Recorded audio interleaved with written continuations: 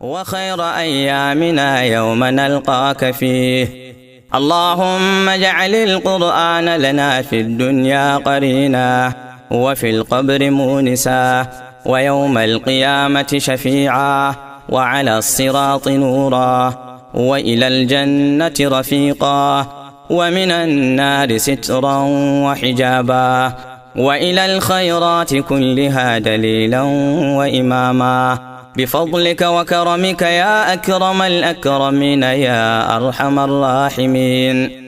اللهم إنا عبيدك بنو عبيدك بنو إمائك في قبضتك، نواصينا بيدك، ماض فينا حكمك، عدل فينا قضاؤك.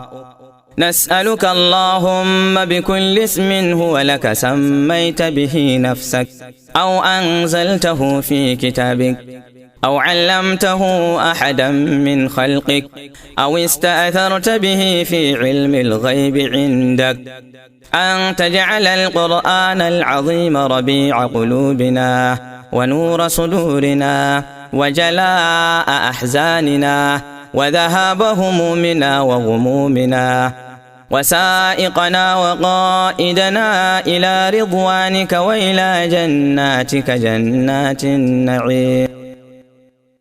اللهم نور بكتابك أبصارنا، وأطلق به ألسنتنا، واشرح به صدورنا، بحولك وقوتك، فإنه لا